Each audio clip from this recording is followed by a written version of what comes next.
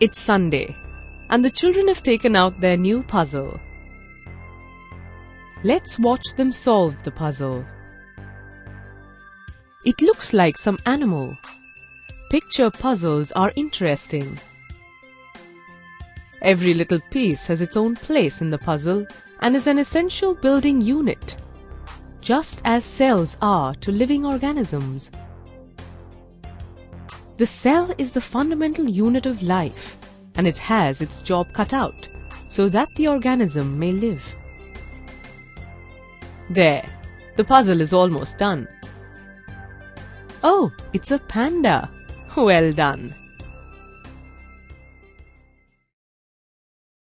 By the end of this lesson, you will be able to list the scientists involved in the discovery of the cell, describe the working of a compound microscope, describe the microscopic examination of a plant cell, describe the microscopic examination of an animal cell, compare the shape of the cell to its function, define and identify unicellular and multicellular organisms, define and identify prokaryotes and eukaryotes, and describe the structure of a bacterial cell. Hi, I'm the great builder. Nobody knew me until my good friend, Mr. Hook, spotted me through a microscope and gave me a name. Living organisms know me better as cell. Does that ring a bell? You'll soon know more about me. The discovery of cells dates back to the 17th century and is associated with the invention of microscopes. Marcello Malpighi, a microscopist, proposed that plants are made of tiny structural units called utricles. In 1665, Robert Hooke, an English scientist, looked at a thin slice of cork through a compound microscope. He observed many tiny, hollow, room-like structures that resembled a honeycomb and called them cells. Hooke actually saw only the outer cell walls because cork cells are not alive. Leeuwenhoek, in 1674, with the improved microscope, discovered free-living cells in pond water for the first time. Robert Brown, in 1831, discovered the nucleus in the cell.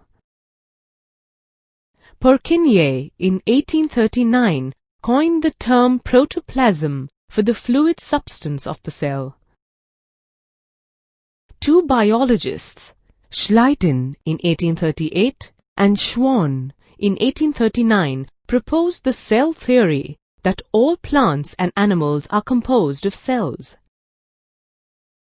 Rudolf Virchow in 1855 further expanded the cell theory by saying omnis cellula e cellula, which means all cells arise from pre-existing cells. All living organisms are made of cells. Cell is derived from the Latin word cellula, which means a little room. Plant and animal cells are too small and visible only under a microscope. So, without the microscope, you would have never known me. That's why I consider the microscope to be one of the greatest inventions of mankind. Let's see how a compound microscope works. The specimen to be observed is placed on a glass slide. The slide is then placed on the stage under an objective piece in the middle of the microscope. The light reflected from the mirror passes onto the object. From the eyepiece, a magnified image of the specimen can be seen. the side knobs are turned to get a sharper image. Let's do a microscopic examination of a plant cell. Now, this is going to be fun. Here's an onion. We'll begin by cutting it into halves. Peel off the thin inner layer using forceps. Spread the thin peel on the glass slide. Put a drop of water on it. Add a drop of iodine solution to it. Place a cover slip on it. Tap gently with a needle on the cover slip to remove air bubbles. Place the slide on the stage of the microscope. Small chamber-like structures called cells can be observed. Each cell contains a prominent vacuole, nucleus, and cytoplasm. That onion cell looked like me, didn't it? But who do we have here? We shall look at an animal cell now. Let's begin with an ice cream spoon. Scrape the inside of your cheek using this spoon. Spread the collected mass in a drop of water on a glass slide. Add a drop of methylene blue. Place a cover slip on it. Now let's observe the cells under the microscope. Look! These cells have darkly stained spherical nuclei at their center. The shape of a cell is related to the specific function it performs. Cells like amoeba change their shapes for motility. Cells like nerve cells have a fixed shape that suits their function of transmitting nerve impulses. The development of the microscope led to the discovery of single and multiple-celled organisms. Organisms like amoeba, chlamydomonas, paramecium, and bacteria have single cells, which constitute the whole organism. These organisms are called unicellular organisms. On the other hand, in organisms like fungi, plants and animals, multiple cells group together to form tissues. These organisms are called multicellular organisms. Do you know how living organisms perform the basic functions of their body? Living organisms perform the basic functions through division of labor between different organs. Yeah, different cells have different jobs allotted to them, and we all work as a team for the body to function. All functions within a unicellular organism are carried out by the single cell itself. For example, in amoeba, a single cell is responsible for movement, intake of food, exchange of gases, and excretion. On the other hand, different organs perform different functions in multicellular organisms. For example, the human body has a heart to pump blood, a stomach to digest food, and kidneys to excrete waste. Living organisms are also classified as prokaryotes and eukaryotes based on the organization of cellular structure. Prokaryotes are unicellular organisms that do not have a nuclear membrane and membrane-bound organelles. For example, bacteria and archaea. Eukaryotes are characterized by membrane-bound nucleus and organelles. Eukaryotes can be unicellular, such as trypanosoma, euglena, paramecium, or multicellular such as fungi, plants, and animals. Hey, here's a bacteria that is actually prokaryote. Let's take a closer look at it. The cell wall is a non-living layer composed of polysaccharides and proteins. The plasma membrane is a living membrane made of lipids. It is selectively permeable. Hence, it transports ions, nutrients, and wastes across the membrane. The cytoplasm is a clear, thick, jelly-like material that forms the seat for all the cell functions. Let's take a closer look at the cytoplasm. The cytoplasm contains the nucleoid, ribosome, and flagella. The nucleoid is a single large circular DNA molecule confined to the central region. It regulates all the functions of the cell. Ribosome transfers the genetic message into proteins. Flagella are appendages responsible for motility. Let's see the difference between prokaryotic and eukaryotic organisms. Prokaryotic DNA is not bounded by a membrane called nucleoid. Eukaryotic DNA is bounded by a nuclear membrane. Prokaryote has a single circular DNA, while eukaryote has DNA in paired chromosomes. Prokaryotes do not have vacuoles, while eukaryotes do have vacuoles. Welcome to a guided tour of a factory. In this tour, you will explore the factory and find out how it works. This is the protective boundary wall of the factory. As you move in, you find yourself in the main work area. That's the control room. Everything is managed from here. Don't miss the power station. It keeps the factory running.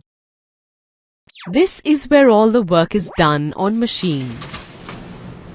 Did you know that just like this factory, there are tiny factories in our bodies as well? Now, sit back and take a trip of the factory running in our bodies. By the end of this lesson, you will be able to identify the parts of a cell, identify different cell organelles, and differentiate between plant and animal cells. Hi, I'll be your guide through the rest of the tour. Did you know that the cell is the fundamental and structural unit of life? Take a look at this generalized eukaryotic cell. You will come across the plasma membrane, the cytoplasm, and the nucleus in a eukaryotic cell. Look at the cell. Notice the cell wall. The cell wall is the outermost covering which is non-living and rigid. It is seen only in a plant cell. It separates the cell contents from the surroundings and gives shape and protection to the cell. It is composed of cellulose and is permeable. Let's take a closer look at the next membrane called the cell membrane or the plasma membrane. It is a living membrane made of lipoproteins.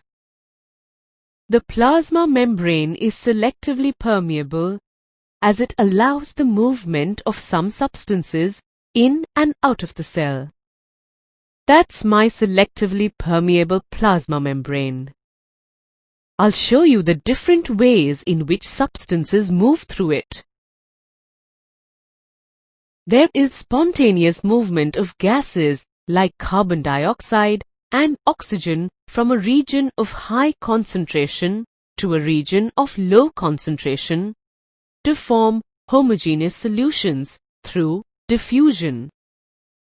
The diffusion of solvent molecules through a semi-permeable membrane from a region of low concentration to high concentration is called osmosis.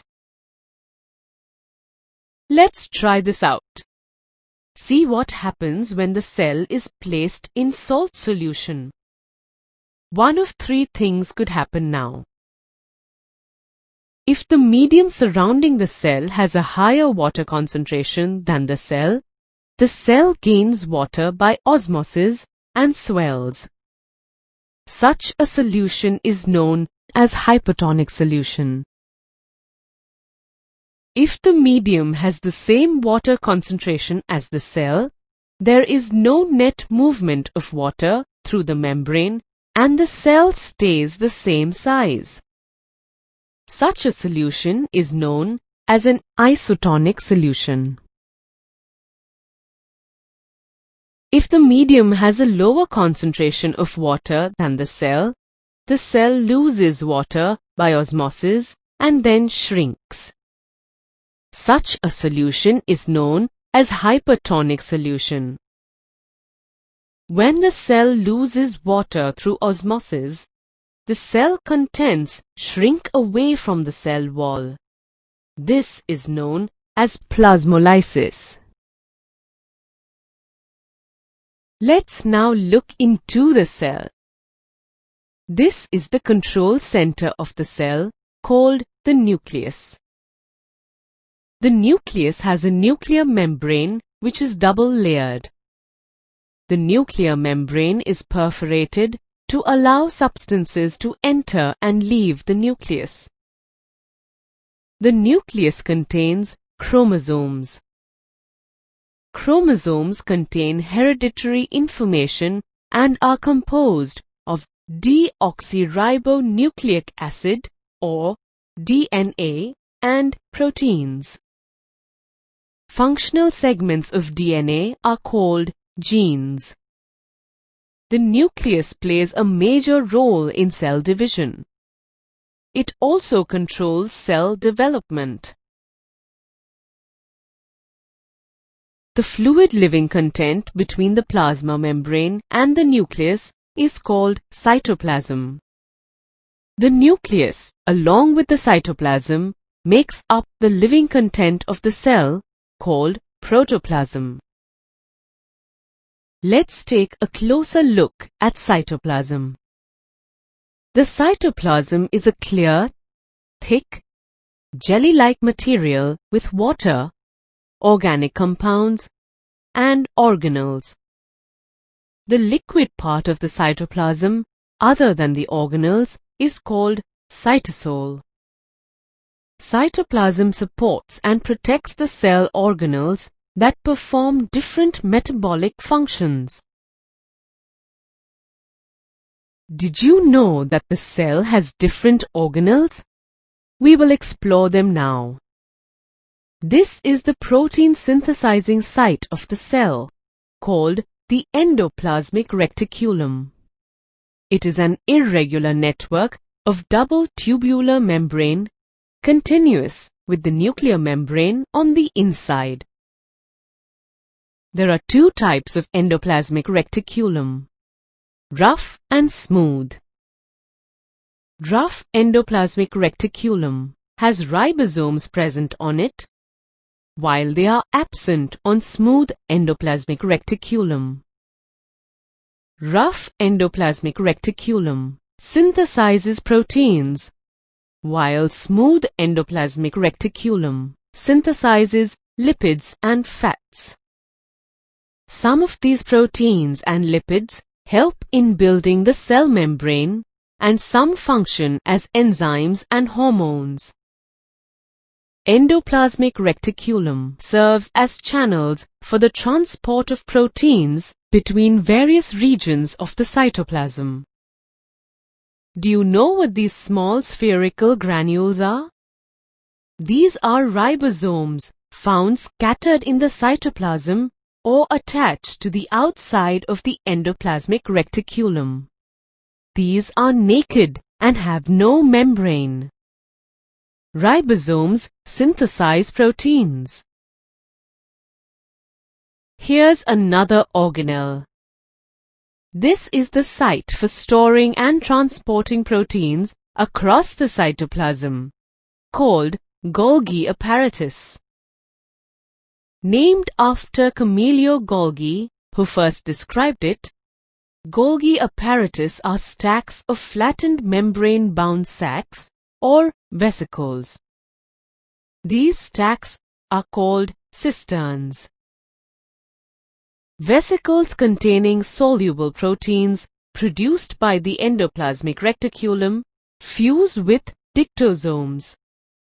These vesicles are transported across the cytoplasm. They fuse with the cell membrane and release the proteins outside the cell. Golgi bodies are also known for the synthesis of glycoproteins. This is the powerhouse of the cell called mitochondria. They have their own DNA and ribosomes to synthesize respiratory enzymes. These enzymes oxidize glucose molecules to produce energy in the form of adenosine triphosphate or ATP. This energy is used for chemical activities and mechanical work. Mitochondria have outer and inner membranes.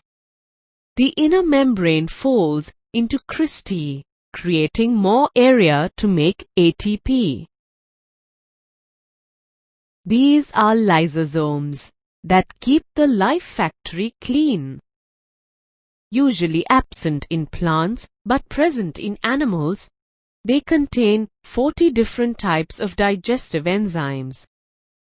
These enzymes destroy injured or old organelles and foreign substances like bacteria and leave the destroyed contents outside the cell. Interestingly, lysosomes are also known as suicide bags. When the cell gets damaged, the lysosome may burst and its enzymes may digest the cell itself. Let's now focus on the storage granules. They are of two types. Starch granules are storage droplets of starch. Lipid granules are storage droplets of fat. Cells have storage units called vacuoles. They store water, energy, and waste products and substances like amino acids, sugars, and proteins. The fluid contained in them is called cell sap. A vacuole is covered by a living membrane called tonoplast. You've seen this cell before, haven't you? Yes, it's a plant cell. I'll show you an organelle present only in plant cells, the plastids. There are two types of plastids, colored plastids called chromoplasts and colorless plastids called leucoplasts. Plastids containing chlorophyll are known as chloroplasts. Chloroplasts are important for photosynthesis. Chloroplasts have membranous layers called grana in a ground substance called stroma. Leucoplasts store starch, oils, and protein granules. Here is the animal cell and the plant cell. See if you can spot the differences between them. Plant cells are larger in size compared to animal cells. Plant cells have a cell wall, but animal cells do not. Plant cells have chloroplasts, but animal cells do not. Plant cells usually have a large vacuole, while animal cells have small vacuoles if present. The cytoplasm of plant cells is pushed to the periphery by the large vacuole. In animal cells, the cytoplasm is dense and fills the entire cell. Plant cells have fewer or no lysosome compared to animal cells.